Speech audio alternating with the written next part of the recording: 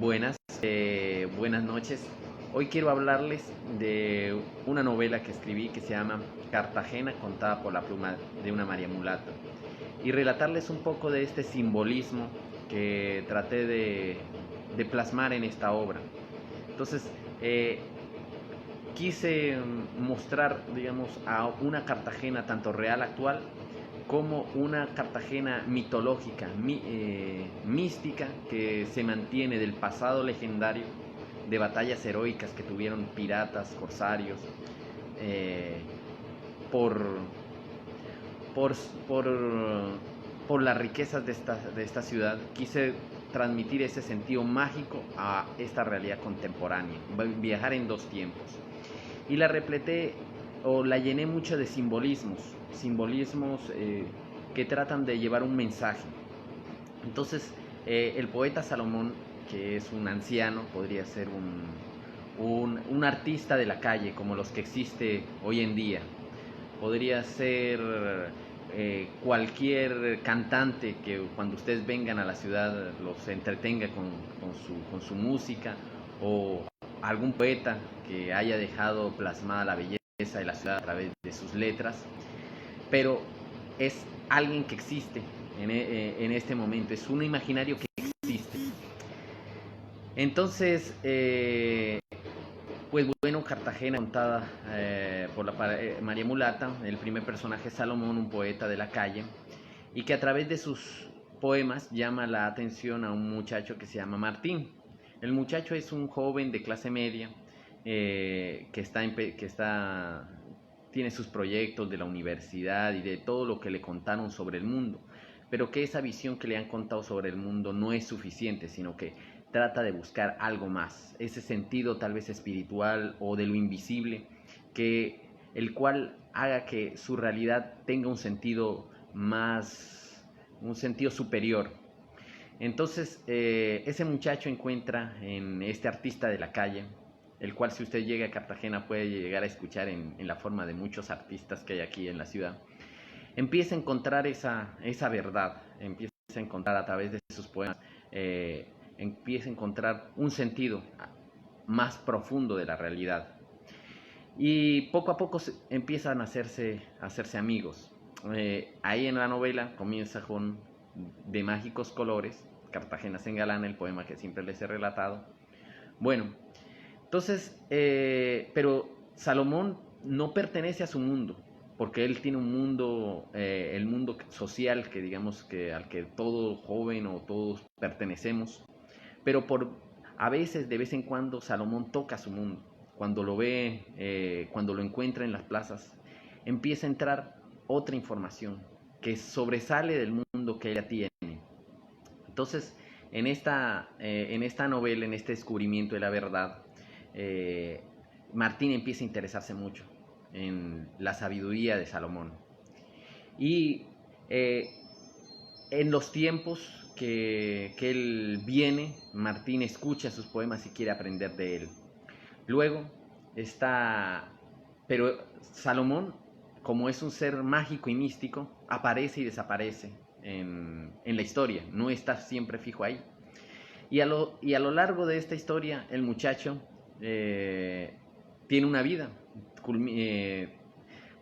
socialmente aceptable, pero él siempre está inquietado por el conocimiento de Salomón. Y aparece en uno de estos momentos en que Salomón desaparece, aparece una mujer, una muchacha, el cual enamora a Martín, que se llama Ariana.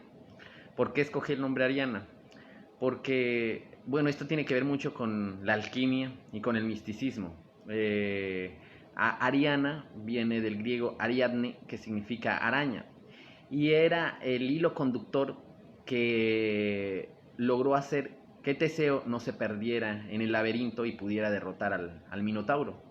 Y el laberinto representa la vida que tenemos, o sea, tantos sucesos que aparentemente no tienen relación, pero que están unidos, y en el cual existe un minotauro. El minotauro son las pruebas de valor que nosotros tenemos que cruzar para llegar a una victoria. Entonces, en la alquimia está ese sentido, ¿no?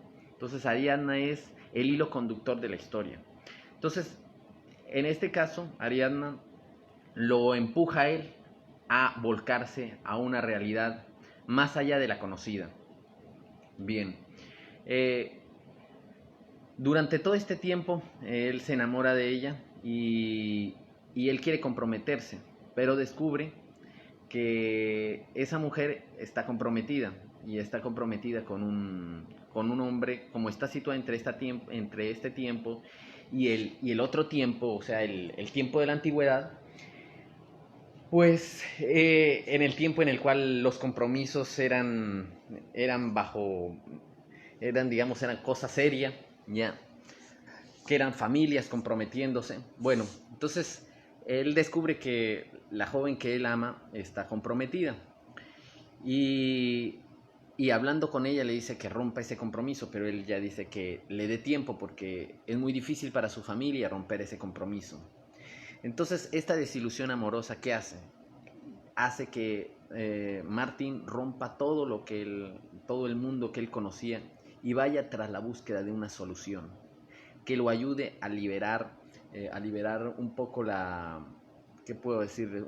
A liberar un poco, encuentre liberación, una explicación o un sentido de por qué toda esta situación que le acontece. Entonces eso solo empuja a salirse de su zona de confort, de su mundo y ir tras la verdad. Y va a buscar a Salomón, pero no lo encuentra. Lo va a buscar en las calles, en los manicomios. Y resulta que Salomón no aparece. Y por más que lo busca por toda Cartagena, no lo encuentra ni en leprosario, ni en manicomio, ni en ningún lado.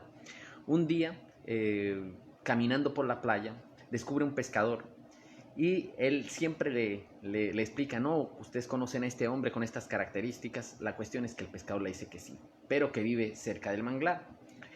Entonces, él se va al manglar y cruza el manglar y cuando llega y ve una invasión donde hay muchos pescadores viviendo ahí, en ese manglar.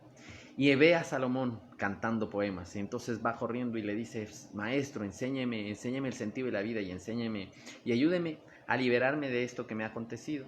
Entonces, después de mucho rogarle, Salomón acepta y le da una condición. Le dice, yo voy a darte una solución a tu problema, pero por 6 meses no puedes ver a la persona que quieres, por 6 meses. Y entonces él acepta esa condición. Y empiezan así a estudiar la naturaleza, la verdadera realidad, que no es solamente la realidad artificial que nosotros creamos, sino la realidad que existe y que nos la dio Dios a través de la naturaleza, de un trabajo, de encontrarle un amor al trabajo, digamos, diario. Entonces, viviendo, empieza a vivir como los pescadores y empieza a aprender de los poemas de Salomón. Descubre que Salomón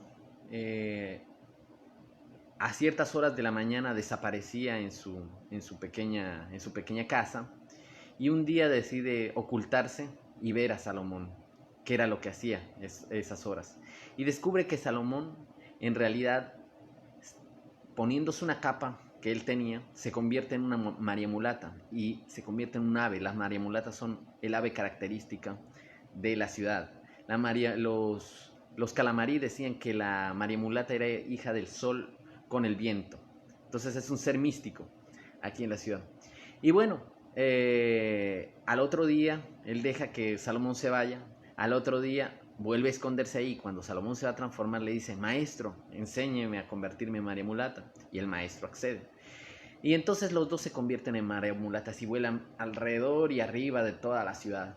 La cuestión es que Salomón le enseña a volar como María mulata. Y ellos salían por las mañanas y de noche y de tarde hacían sus trabajos usuales. Un día, Martín se le ocurre la idea de ir a visitar a la persona que quería, convertido en una María mulata, porque él prometió no verla en 6 meses como hombre, más no había prometido como María mulata, y la intriga que tenía de saber cómo estaba ella era demasiado. Así que se fue a verla. Y cuando la ve, pues se enamora más aún de ella, con corazón como ave, que como hombre, y empieza a salirle poemas hacia ella. y así él le empieza a visitar a escondidas de Salomón, le empieza a visitar todas las mañanas a su habitación. Y esta muchacha, al escuchar el canto de la María Mulata, se empieza a enamorar de la María Mulata y empieza a escuchar la voz de Martín. La cosa es que pasa el tiempo y la muchacha se empieza a enamorar del ave todavía más. Y la persona con la cual se había comprometido, celosa porque ahora ya no le prestaba nada de atención, ya antes está enamorado de una persona, pero ahora parecía estar enamorado de un ave. Entonces decide asesinar al ave y se oculta un día que ellos, por la mañana, cuando venía el ave, y se oculta con un rifle. Y cuando el ave viene como de costumbre a cantarle a Ariana, el hombre le da un tiro. La cuestión es que lo logra herir y el ave se va. La muchacha logra detener a su prometido y cuando el ave se va en vuelo empieza a caer. Y cuando cae en la ciudad ya cae herido. Y va a buscar a su maestro Salomón para que lo ayude. Pero cuando llega no existía ese pueblo en el manglar. En realidad era un árbol lleno de mariamulatas. La cuestión es que, bueno, si ya no encontró a Salomón y pertenecía a ese reino mágico, pues desiste y lo único que le queda es morir, porque estaba herido de muerte. No podía ir a ver a la familia porque no le iba a traer ese dolor de que iba a llegar justo a su muerte. Entonces se sienta en una de las bancas de la plaza a mirar el atardecer, ya esperando su hora de muerte. Y en eso siente que una María Mulata se abre camino y llega hacia la banca y le habla, y era Salomón, y él le entiende la voz, y le dice: ¿por qué fallaste? Si hubieras soportado la prueba, sería tu victoria, pero como decidiste morir